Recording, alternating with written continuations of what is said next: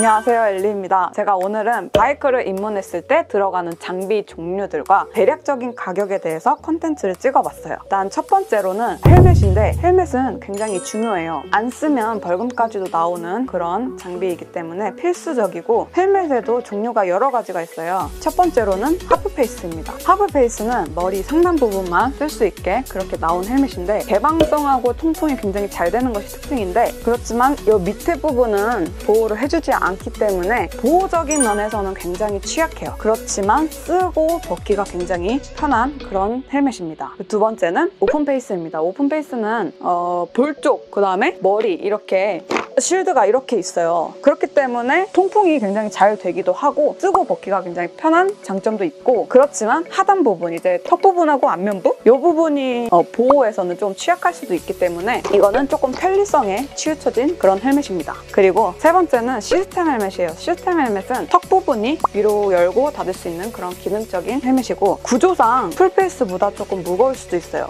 그리고 오픈페이스보다는 조금 안전할 수도 있지만 풀페이스보다는 조금 덜 안전한 그런 헬멧입니다. 네 번째는 풀페이스예요. 뭐 양쪽 볼하고 턱까지 전부 다 감싸주는 그런 헬멧을 의미하고, 다른 헬멧 종류보다 공기 저항이 좀 덜해요. 그리고 풍절음도 굉장히 좋은 편이에요. 풀페이스 헬멧에는 두 가지 종류가 있어요. 투어러 헬멧하고 레이스 헬멧. 제가 두 가지 다 있는데, 일단 레이스 헬멧은 이렇게 공기 역학적인 디자인으로 잘 빠졌죠. 그리고 다른 헬멧들보다는 조금 가볍고 쉘이 작은 것이 특징이에요. 그리고 투어러보다는 조금 풍절음이 좀 적고, 그리고 공기가 덜 순환될 수도 있어요, 투어러보다는. 그리고 이 제품은 다들 아시다시피 HJC의 베놈 헬멧입니다. 베놈 2예요.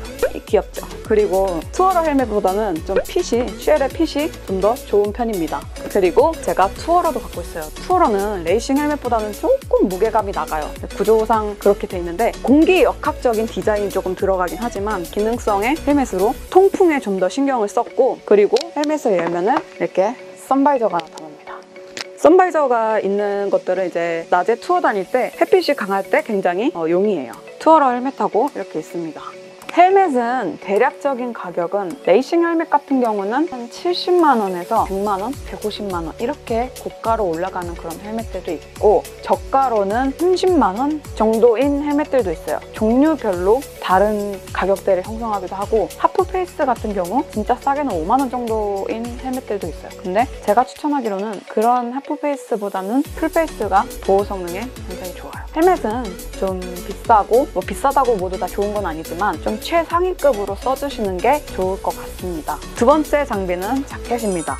이런 자켓들은 필수는 아니지만 사고 났을 때 짚을 수가 있기 때문에 팔꿈치랑 어깨 부분에 보호대가 꼭 들어가 있어요. 그리고 등 쪽에 이제 본격적인 척추 보호대가 들어가진 않지만 얇은 폭신한 패드가 들어가는 것들도 있고, 그리고 자켓에는 여름에는 통풍이 잘 되는 그런 메쉬 자켓도 있고, 겨울에는 이런 자켓들과 그리고 가죽 자켓이 있어요. 가죽 자켓에는 어깨랑 팔은 들어가지만 다른 일반 이런 자켓보다는 보호대가 좀 덜 들어갈 수도 있어요. 제가 사용하는 제품은 알파인스타예요. 제가 알파인스타를 굉장히 좋아해가지고 알파인스타랑 타이츠 제품이 굉장히 많아요. 뭐 기능면이나 그런 색감이나 뭐 그런 것들이 굉장히 마음에 들어서 알파인스타를 굉장히 자주 입고 있어요. 대략적인 가격으로는 40만 원에서 50만 원 사이면은 이런 제품을 살 수 있고, 가죽 자켓은 한 70만 원, 90만 원? 가죽이 더 비싸요. 그리고 뭐 저가로는 한 20만 원, 30만 원짜리도 있긴 한데 그래도 40만 원에서 50만 원 정도 하는 그런 제품을 입는 것이 조금 더 보호 성능에 좋습니다. 세 번째는 글러브예요. 글러브는 제가 생각했을 때는 필수라고 봐도 무방해요. 왜냐하면은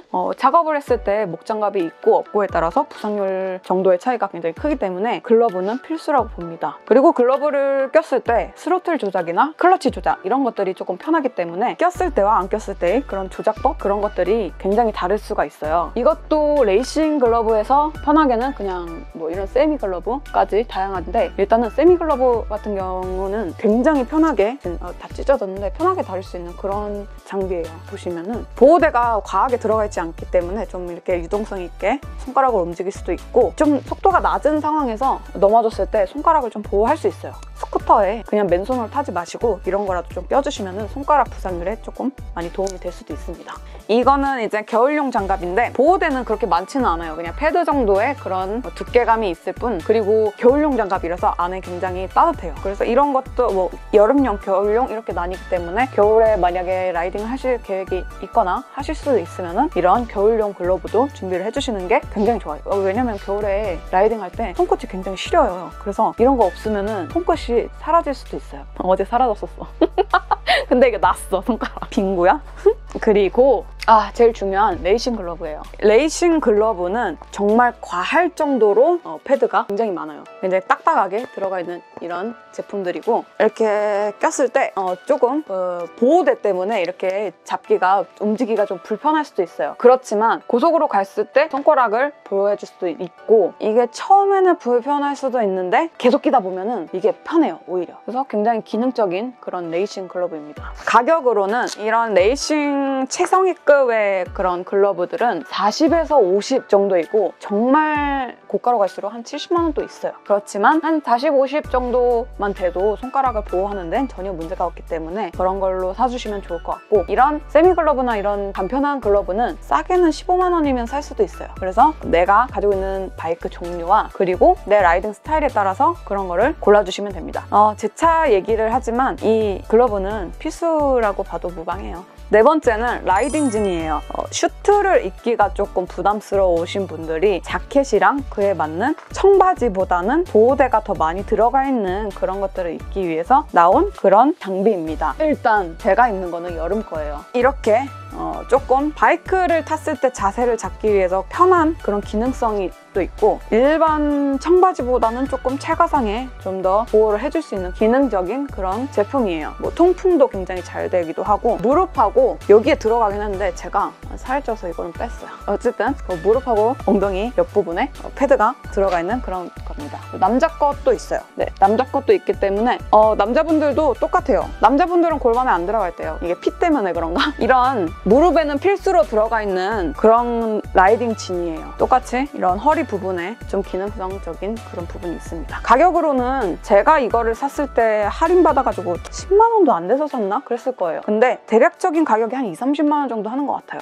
요즘 것들은 굉장히 핏도 좋고 착용감도 좋아가지고 부담스럽지 않게 입을 수 있는 것 같아요. 다섯 번째는 부츠예요. 라이딩 부츠인데 요즘 것들은 신발처럼 편하게 신을 수 있는 것들이 있고, 그런 것들은 이제 쇼부츠로 분류를 하고, 이제 레이싱에서는 좀 무릎까지 올라오는 그런 레이싱 부츠가 있어요. 그런 부츠는 이렇게 굉장히 과할 정도로 보호대가 많이 들어가 있어요. 막 이렇게 움직이는데도 굉장히 불편하기도 해요. 그렇지만 발목을 완전히 보호해줄 수 있고, 이렇게 꺾이지도 않고, 보시면은 코너를 탔을 때 닿을 수 있는 부분에도, 죄송해요, 다 갈아먹어가지고 떨어뜨렸어.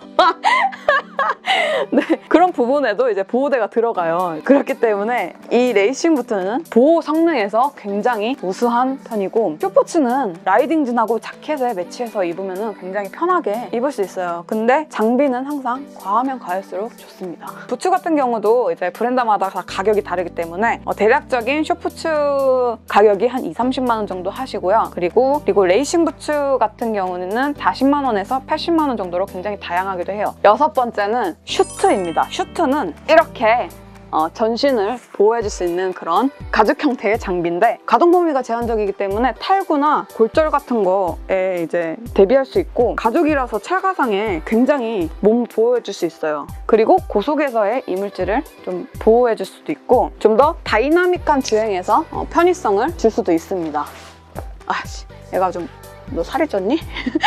제가 애용하는 슈트예요. 타이치 제품인데 슈트도 브랜드가 굉장히 많기 때문에 브랜드에서 각각의 특성이 있어요. 그런 거는 뭐 나중에 컨텐츠로 따로 제작을 해드릴게요. 그리고 중요한 것이 이 뒤에 이제 이 험프라는 것이 있는데, 이 험프가 보호 성능이 아니에요. 보호로서 만든 그런 구조물이 아니고, 이제 레이스에서 직진 주행 시 에어로 다이나믹을 형성하기 위해 만든 그런 구조물이에요. 그러니까 공기 역학적인 그런 구조물이고, 보호 성능 성능으로는 만든 구조물이 전혀 아니에요. 그래서 따로 척추 보호대를 입어줘야 되는데 레이스 이제 서킷에 들어가면은 척추 보호대를 따로 검사를 해요. 그래서 이거를 착용하지 않으면은 서킷에 입성할 수가 없어요. 필수예요. 전혀 척추 보호를 해주는 그런 기능이 아니기 때문에 척추 보호대는 필수입니다. 예, 어떻게 끼는 거냐고. 슈트를 바지 이제 허리쯤까지 올린 다음에 얘를 이렇게 넣어요. 근데 이게 원래 이게 허리 이렇게 있었거든요. 허리띠가 있었는데 위로 가면 갈수록 꼬리뼈를 보호해주지 못하기 때문에 저는 밑에 꼬리뼈까지 이렇게 넣기 위해서 이거를 잘라버렸답니다. 그래서 허리까지 올린 다음에 얘를 등에다 딱 넣어요. 그런 다음에 넣고 나서 나머지를 입어주면 됩니다. 슈트 가격도 굉장히 다양해요. 일단 싸게는 80만 원부터 1000만 원까지 가는 그런 다양한 가격이에요. 그리고 맞춤 슈트에서부터 에어백이 들어간 그런 슈트까지 굉장히 다양하기 때문에 내가 어떤 바이크를 타고 어떤 라이딩 스타일을 가지고 있고 그다음에 내가 금전적인 여유가 조금 있으시면은 에어백을 탑재하는 것도 나쁘지 않습니다. 보통 가볍게 타시거나 일반인 분들이 슈트의 중요성을 조금 모르고 계시는 분들이 많고 좀 과하다라고 얘기를 하실 수도 있지만 모토GP 같은 곳에서 보면은 뭐 200km가 넘는 속도에서 넘어져도 타박상 정도로만 입고 굉장히 몸이 멀쩡한 걸 보실 수가 있어요. 물론 운이 안 좋아서 부러지거나 하는 부상이 생길 수도 있지만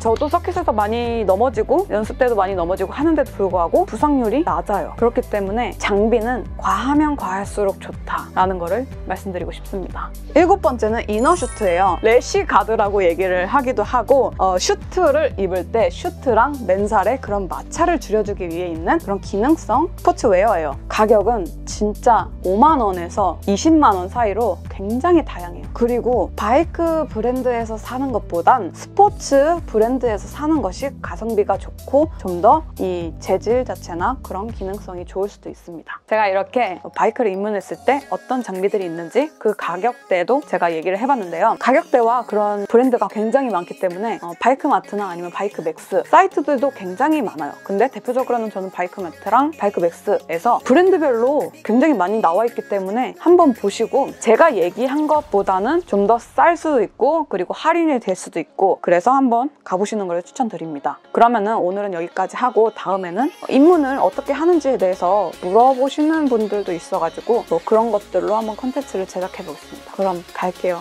안녕.